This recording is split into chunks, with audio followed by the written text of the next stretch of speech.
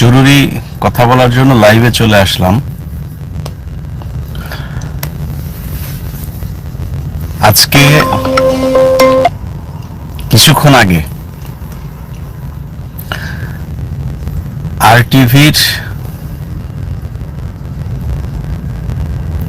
রাতে আরটিভির সিইও আশিকুর রহমান বিমানবন্দর পার হয়েছে।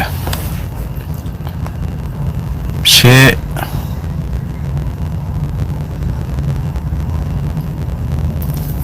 পার হওয়ার সময় বেশ কয়েকজন তাকে সহযোগিতা করেছে। এই সহযোগীদের ভেতরে অন্যতম হচ্ছে মাইদুর রহমান রুবেল। ওর নাম সম্ভবত মাইদুল ইসলাম বা মাইদুর রহমান রুবেল। আমার সিনিয়র ছিল, বড় ভাই ছিল, বিএনপি বিটে কাজ করত। তো তার চাকরি খেয়েছিল হচ্ছে এই আশিকুর রহমান। আওয়ামী লীগের এই চামচামো করতে গিয়ে তার চাকরিটা খেয়েছিল। আচ্ছা, আমার কথাটা শোনা যাচ্ছে তো না? একটু ইম্পর্টেন্ট কথা বলবো, তো শুনতে হবে খুব ভালো করে আজকে। হ্যাঁ,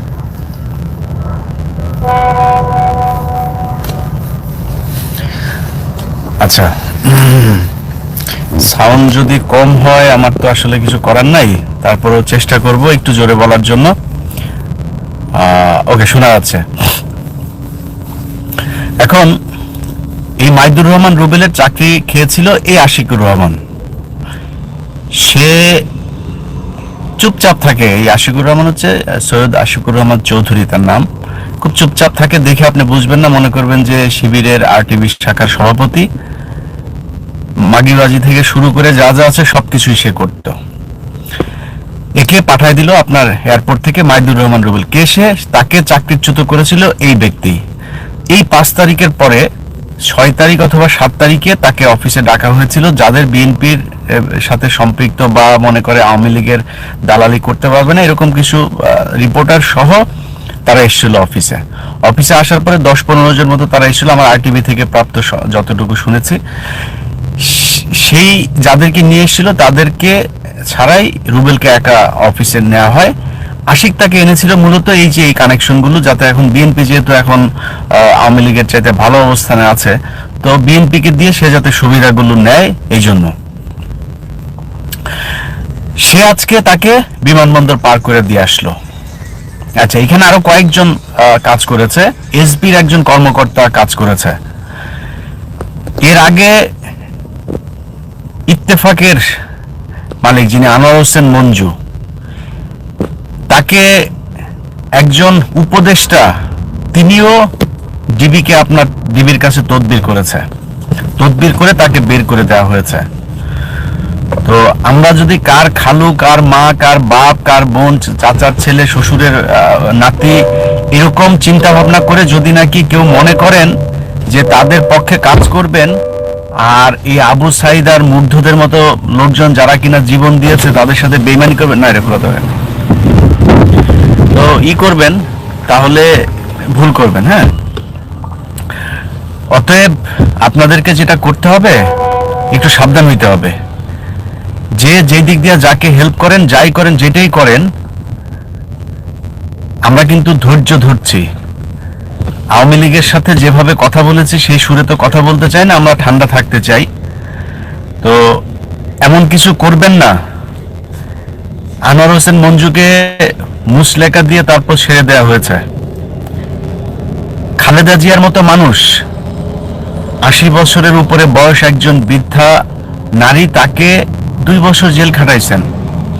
আনোয়ার হোসেন মঞ্জু শারীরিক এমন কি সমস্যা, ও তো এখনো আমার নাতনির বয়সী মেয়ে মানুষ দেখলেও দেখেন গা ওরে করতে ইচ্ছা করে।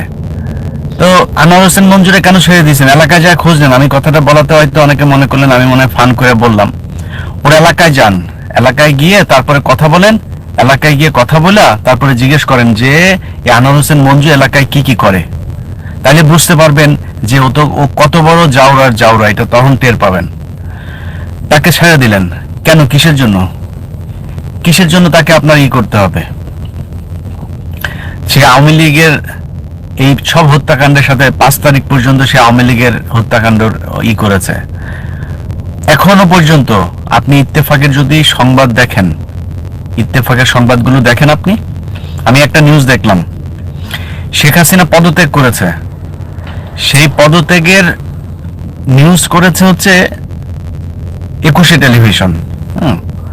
তো 21 টেলিভিশনের একটা নিউজ আমি ইত্তেফাকে দেখলাম, ইত্তেফাকের ওইখানে তারা এই 21 টিভির ওই স্ক্রিনশটটা নিয়েছে, 21 টিভির লোগো সহ ওই স্ক্রিনশটটা নিয়ে আওয়ামী লীগ তাদের পেজে পোস্ট করেছে যে এটা হচ্ছে মিথ্যা, ফেক পদত্যাগপত্র। ওই আওয়ামী লীগের যে ফেসবুক পেজে যেই পোস্টটা করা হয়েছে ইটিভির লোগো সহ যে এটা ফেক, সেটাই নিয়ে ইত্তেফাক তারপরে তাদের এখানে করেছে। এখন আমি গত 8 বছর 9 বছর ধরে আমেরিকাতে থাকি, আমার কিন্তু দেশে যাওয়ার ইচ্ছাও নাই।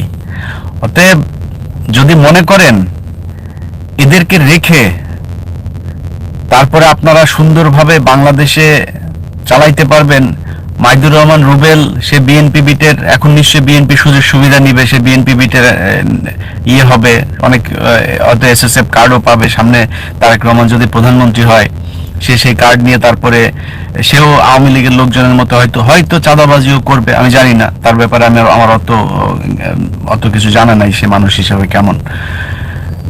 দেখতাম এমনিতেই নিউজে গেলে বিএনপি বিটে যখন যেতাম মাঝে মধ্যে, আমি তোর ক্রাইমে কাজ করতাম, আমি অত অন্য বিটের লোকজনের সাথে পরিচয় নাই, সে হয়তো একই কাজ করবে।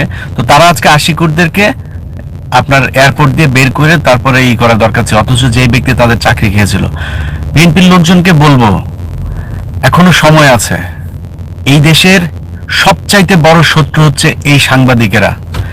আপনি ভারতের বিরুদ্ধে গাজওয়ে হিন্দ যুদ্ধ করবেন ভাই, ভারতের রয়ের যদি নাকি সর্বোচ্চ পদে যারা আছে তার চাইতে বাংলাদেশের জন্য ক্ষতিকর হচ্ছে এই মতিউর রহমান আর হচ্ছে মাহফুজ আনাম, প্রথম আলো, ডেইলি স্টার। তাদের ব্যাপারে কোনো পদক্ষেপ নাই, এ পলায় যাচ্ছে, ওই করে যাচ্ছে। দেখেন এই দুজন দিব্যি বসে আছে, তারা এখনো সুশীল সেজে উপদেষ্টা পর্যন্ত নিয়োগ দিচ্ছে তাদের কথা শুনে, কোন কমিশনের কে প্রধান হবে সেটাও নিয়োগ দিচ্ছে তারা। অথচ এই বাংলাদেশের ভারত দ্বারা যত নিয়ন্ত্রণ যত কিছু হয়েছে সব কিছুর পেছনে প্রথম আলো আর ডেইলি স্টার দায়ী। আমার ইউটিউব চ্যানেল ফলো রাখেন, আমি কি দেখাচ্ছি এই গত আগামী 1 সপ্তাহ 2 সপ্তাহের ভিতরেই দেখবেন যে প্রথম আলো ডেইলি স্টার কি করেছে এই দেশের, তাদের সাথে রয়ের কানেকশন কি।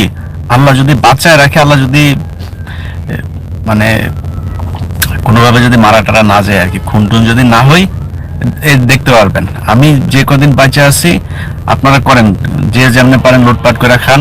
আমার ভাই লুটপাট করার ইচ্ছাও নাই, আমার বাংলাদেশে যাওয়ারও ইচ্ছা নাই, আমার ব্যাংকের মধ্যে বিশাল অ্যামাউন্টের টাকা থাকবে, আমার কোথাও বাড়িঘর হবে এই ইচ্ছাও নাই। যদি পৃথিবীর কেউ কোথাও যদি খুঁজে পান, আমার ব্যাংকে সর্বোচ্চ $2-3 হাজার বেশি আছে, নিয়ে নিয়েন। কোথাও যদি গাড়ি এই বাড়ি আছে নিয়ে নিয়েন, একটা গাড়ি আছে, ওই গাড়ি আজকে এই নিতে আসছি, গাড়ি নিতে আসছি কেন জানেন, এই যে এক বাইরে নিয়ে আসছি আমাদের মহিউদ্দিন ভাই, গাড়ি হচ্ছে পরশুদিন রাতে শুয়ে আছি, তো রাত 2টার সময় একজনের সাথে কথা বলছিলাম, কথা বলতে বলতে একটু দরজাটা খুলে বাইরে বের হয়েছে, বের হয়ে দেখি আমার গাড়ি নাই।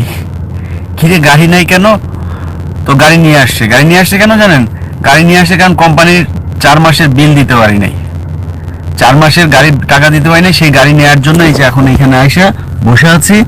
ওদেরকে পেমেন্ট দিলাম, $2577 পেমেন্ট বাকি ছিল, সেই পেমেন্ট দিলাম, এখন বসায় রাখছে, এখন ওইটার প্রসেসিং করতেছে, টাকা পাইছে, এখন প্রসেসিং করতেছে, কার দিবে আমরা ফোন করব, এই ফাঁকে আপনাদের সাথে একটু কথা বলতে আসলাম। যাই হোক, তো আমি এইভাবে চলাফেরা করতে খুব স্বাচ্ছন্দ্য বোধ করি। আমার যদি নাকি আল্লাহ মাফ করুক, আল্লাহ যদি এরকম কোনো পরিস্থিতি হয়, দান খয়রাত করে তারপরে আমেরিকাতে আসি, তো আল্লাহর রহমতে বড় কোনো রোগ টোগ যদি হয়, আল্লাহর রহমতে চিকিৎসাটা ফ্রি পাবো। সো হাত পাতার আর মনে হয় অন্য কোনো কারণ নাই আল্লাহর রহমতে, কিন্তু বিশাল সম্পত্তি হবে, বিশাল কিছু করবো। আরে ভাই কয়দিন আগে সালমান এফ রহমানের দিকে তাকান না, কই আছে এখন। তো এটা দেখে যদি কারো হুঁশ না হয়, খান, যার মন চায় যেমনি মন চায় খাইতে থাকেন, কোনো সমস্যা নাই। কিন্তু এই যে মতিউর রহমান আর মাহফুজ আনাম, এরা ভারতের একদম মোদির চাইতে খারাপ হচ্ছে এই দুইটা আমাদের বাংলাদেশের মানুষের জন্য। যদি বিশ্বাস না করেন তাইলে আস্তে আস্তে বুঝবেন। এই দেশে উদিচি বোমা হামলা, এই দেশে আপনার এই যে সিরিজ বোমা হামলা, এই দেশে 21শে আগস্ট, এই দেশের 10টা অস্ত্র মামলা কথিত, এগুলো সব কিছুর পেছনে এই প্রথম আলো দায়ী। তো জানি না কতদিন বাঁচায় রাখবে, আমি আমার সামনে কিছু জিনিস দেখতে পারবেন যে প্রথম আলো আর ডেইলি স্টার বাংলাদেশে কি করেছে, এটা দেখবেন আমার ইউটিউব চ্যানেলেই দেখবেন ইনশাল্লাহ। অতএব সবার আগে ওদেরকে ধরা দরকার, ধরা হচ্ছে না। কালকে ঢাকা বিশ্ববিদ্যালয়ে একজন মারা গিয়েছে, এখন সেখানে প্রথম আলোরই দেখলাম মবের মূল্যক লিখে তারপরে তারা একটা হেডলাইন করে একটা নিউজ করেছে। আরে ভাই, মবের মূল্যক যে বলছেন, এই মবের মূল্যক না, মবের মূল্যক আরো মগের মূল্যক, সব মূল্যক ছিল এই বাংলাদেশ গত 15 বছর, তখন মবের মূল্যক মনে হয় নাই? প্রথম আলো এবং ডেইলি স্টার এদের কাজ কি শুনেন, খুব সুশীল মার্কা কথা বলবে, কিছু কিছু নিউজ দেখে আপনাদের মনে হয় বাবা বিশাল বড় জনদরদি, খুব নিরপেক্ষ নিউজ। এমন ভাবে আপনাদেরকে, এরা হচ্ছে জুইসদের মতো, মানে এমন ভাবে আপনাকে করবে আপনি টেরও পাবেন না। সো এটা হচ্ছে প্রথম আলোর এই ভারতের টাকায় পরিচালিত এই মতিউর এবং মাহফুজ আনাম, এই দুইটা। এদের খালি ইসলাম বিদ্বেষী না, ইসলামের নাম শুনলে মতিউর রহমান রে ওর অফিসে যদি কেউ পরিচিত থাকে প্রথম আলোর, জিজ্ঞেস করেন, ওরে সালাম দিলে ওর চাকরি থাকে না, সালাম এলাও না ওর অফিসে। Good morning, good afternoon, good evening, এটা দিয়ে চলে ওর টেলিভিশন, এই পত্রিকা। তো এই হচ্ছে গিয়ে আপনার এই প্রথম আলো।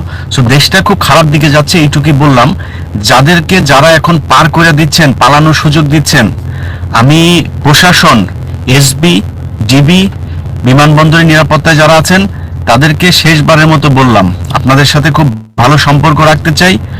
এই 5 তারিখের পরে আজ পর্যন্ত পুলিশকে নিয়ে কোনো নেগেটিভ কথা বলি নাই। সো আপনারা যদি নাকি এইভাবে গোপনে গোপনে কারোর চাপে হোক আর নিজে টাকা খেয়ে হোক, আমি এসবির যে ব্যক্তি আজকে আশিকুরের সাথে ছিল তার পরিচয় পাবো হয়তো কিছুক্ষণ পরেই, আপনাদেরকে সেটা জানাবো ইনশাল্লাহ। এদের ব্যাপারে ব্যবস্থা নিতে হবে, যে কারা গত 15 বছর লুটপাট করে আমেরিকাতে টাকা পাঠিয়েছে, এখন তাদেরকে বের করে সুন্দরভাবে যাওয়ার সুযোগ করে দিচ্ছে। কেউ হচ্ছে না। আপনি সেনাবাহিনীতে দেখেন, সেনাবাহিনীর যারা এতদিন ধরে, সব দোষ এখন জিয়ার ঘাড়ে। আরে ভাই, জিয়া একলাই কি এই ডিজিএফআই, এনএসআই যা যা আছে, ওই আয়নাঘর সব জিয়া একলাই চালাইলো, আর এই সেনাবাহিনী সব সুফি, কারোর উপর কিছু নাই, সব জিয়ার উপরে দিয়া এরা আরামে বসে আছে। তো তাদেরকে তো করতে হবে, তাদের তো বিচার করতে হবে। এই সেনাবাহিনীর যে অফিসাররা এতদিন ধরে বহিষ্কার হলো এই গত 15 বছরে, তারা কই? তাদেরকে আনা হচ্ছে না কেন? কোনো কিছুই নাই। একটা মনে হচ্ছে শেখ হাসিনা শুধু গিয়েছে আর আওয়ামী লীগ দেশ চালাচ্ছে, পরিস্থিতিটা ওই রকম, সব জায়গায় আওয়ামী লীগের লোকজনই বসে আছে। এটা কোন ধরনের? এটা কোনো হলো? বিএনপি, আপনাদেরকে বলবো একটু কঠোর হন। এখনো কিন্তু বিএনপির সেই সুযোগ আছে, বিএনপি একটা জায়গায় গিয়ে কোনো কিছু বললে সেটা হচ্ছে, জামায়াত কোনো কিছু বললে সেটা হচ্ছে। সো এই সুযোগটা ভালো পথে কাজে লাগান।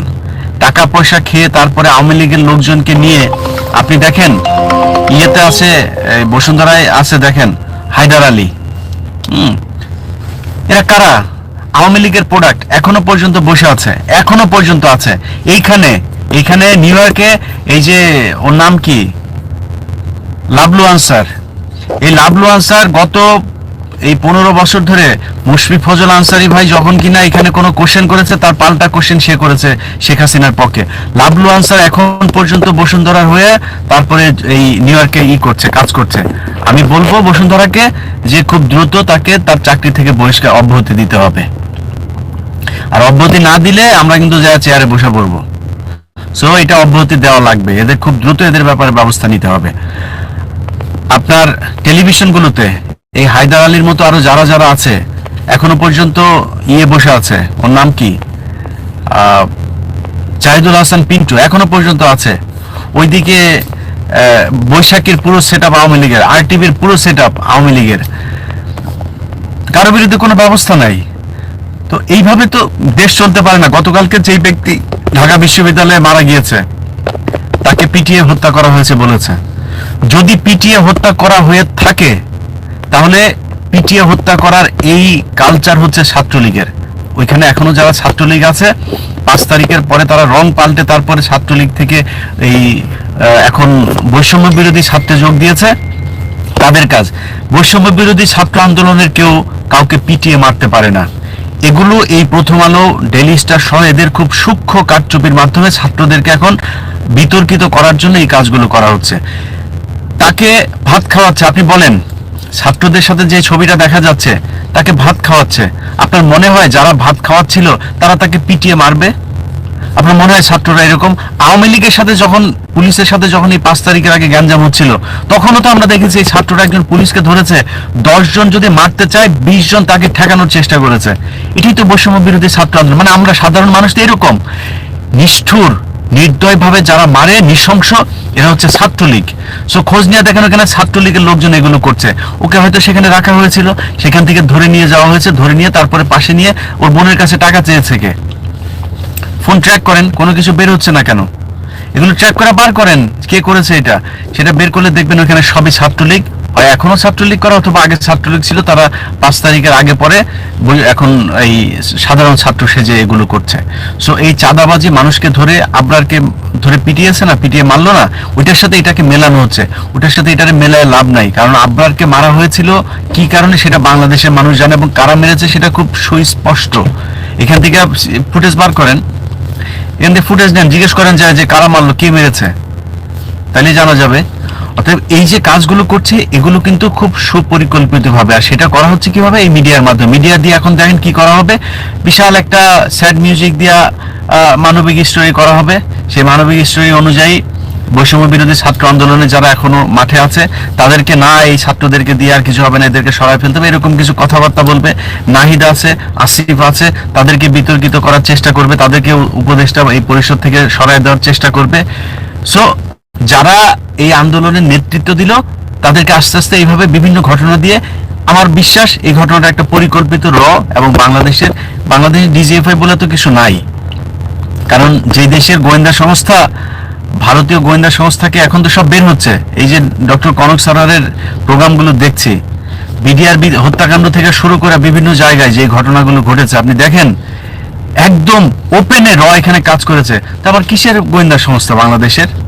এতদিন ধরে যারা গোয়েন্দা সংস্থা ছিল, আপনারা কিসের গোয়েন্দা সংস্থা? এখনো যদি আপনারা মনে করেন যে ঠিক আছেন আপনারা, তো আপনারা, আমি তো কোনো মানে তড়িৎ কোনো ব্যবস্থা দেখছি না, বা মানে এই যে এত 15 বছরের একটা সেটেলমেন্ট তারা করে গিয়েছে, এটাকে যে একটা মানে কঠিন আকারে ধোলাই হবে, কোনো কিছু নাই, কোথাও নাই। মনে হয় ডিজিএফআই তে কয়েকটা পদের মধ্যে শুধু পাল্টানো হয়েছে, এখনো সেনাবাহিনীর সব জায়গায় একই অবস্থা। তো এগুলো যদি হইতে থাকে তাহলে তো বিপদ আপনাদের ঘাড়ে আসবে কিন্তু তাড়াতাড়ি। আমি বিএনপির ভাইদেরকে এখনো বলবো, আমরা আপনাদের শত্রু না। আপনি অনৈতিক কোনো কাজ করবেন, বেআইনি কোনো কাজ করবেন, আমরা সমালোচনা করতে পারি, কিন্তু আমরা আপনাদের শত্রু না, এটা মাথায় রেখেন। আপনাদের নিজেদের জন্য এই 15 বছর কিছু রয়ের দালাল তো বিএনপিতেও আছে, তারা তাদের বাইরে একটা বিশাল অংশ নির্যাতন, অত্যাচার সহ্য করেছেন। সো স্বাধীনতা অর্জন হয়েছে, সেটা রক্ষা করার জন্য যা যা করা দরকার সেই কাজটা করেন, তাহলে কিন্তু ভয়ঙ্কর রকমের পস্তাইতে হবে। আমরা হয়তো কথা বলতে পারবো, আমরা আপনাদের প্রতি সহানুভূতি দেখাইতে পারবো, কিন্তু আপনারা যদি নাকি বিভিন্ন পদে আওয়ামী লীগের লোকজনকে এভাবে বসায় রাখেন, তাইলে কি হবে জানেন? তাইলে এই আশিকুরের মতো যারা দেশের থেকে বের হইতে চায়, আরো কারা কারা বের হচ্ছে আমরা তো জানি না, একদম চিহ্নিত আওয়ামী লীগের, পুলিশের, তারপরে বিভিন্ন সংগঠনের এই ইয়েরা এখন এখানেই ছিল। এই যে এই কয়েক বছর কয়জন ধরা পড়লো? এই কয়জন, খালি মুজাম্মেল বাবু আর ধরা পড়লো। আর সাংবাদিক কোথায়? তারা কই গিয়েছে? সবার আগে যেটা সিদ্ধান্ত নিতে হবে এই দেশের মানুষকে, ভাই এখনো সময় আছে, ছাত্র আন্দোলনে তো আছেন, যদি দেশটাকে ভালোবাসেন প্রথম আলো এবং ডেইলি স্টার বন্ধ করতে হবে। এখান থেকে মতিউর গং যারা আছে তাদেরকে সরায় নতুন সাংবাদিক এখানে নিয়োগ দিতে হবে। সেই সাংবাদিক কারা নিয়োগ দিতে পারে? আপনি ওই যে মানব জমিনের মতিউর রহমান চৌধুরী দেখেন, তাকে তিতাসের পরিচালনা পর্ষদ না কোথায় তাকে করলো, সেখান থেকে নাম প্রত্যাহার করে নিয়েছে। এরা হচ্ছে দেশপ্রেমিক, এরা কোনো লোভের জন্য এই 15 বছর ঝুঁকি নেয় নাই। মানব জমিন, সব পত্রিকা টেলিভিশন যখন সরকারের দালালি করতে বাধ্য হয়েছে বা করেছে, তখনও মানব জমিনের মতিউর রহমান চৌধুরী সরকারের বিরুদ্ধে ঠিক একইভাবে লিখে গিয়েছে। আজকে সরকার আসার পরে তাকে যখন সুবিধা দেওয়া হয়েছে সে সেটা রিফিউজ করেছে, ডিনাই করেছে, নেয় নেই। এটা হচ্ছে দেশপ্রেম, এটা হচ্ছে সাংবাদিকতা, সততা। সো তাদের কাছে দেন, ভালো থাকবে দেশ। এদের পরামর্শ নেন যে কারা কারা এই সাংবাদিকতায়, কারা কারা শেখ হাসিনা, সবার ফেসবুকে আমি হায়দার আলীর কিছু ফেসবুকের আমি রেখে দিয়েছি, এটা দেখাবো আপনাদেরকে। সবাই ফেসবুকে এখন ওই আগে যেগুলো লেখালেখি 4 তারিখেও লিখেছে যে ওদেরকে শক্ত হাতে দেশদ্রোহীদেরকে করতে হবে, তারা আজকে শিবির সাজার চেষ্টা করছে। আপনি জানেন আরটিভির এই সিও সে জামাতের সর্বোচ্চ লেভেল পর্যন্ত গিয়েছে তাকে নিজেকে সেভ করার জন্য। এটা খুব ভয়ঙ্কর একটা অশনি সংকেত। তাই আবারও বললাম, যারা এদেরকে পালানোর ব্যবস্থা করছেন না, সব কিন্তু সামনে চলে আসবে। সো আবার যদি বিদ্রোহ করলে কিন্তু তখন কাউরে মাপ দেব না। যারা যারা এগুলো করছে সবগুলোরই কিন্তু ধরবো। আজকে পর্যন্ত মাথা ঠান্ডা রেখে কথা বললাম, নেক্সট টাইম এগুলি বন্ধ করেন। আল্লাহ হাফেজ।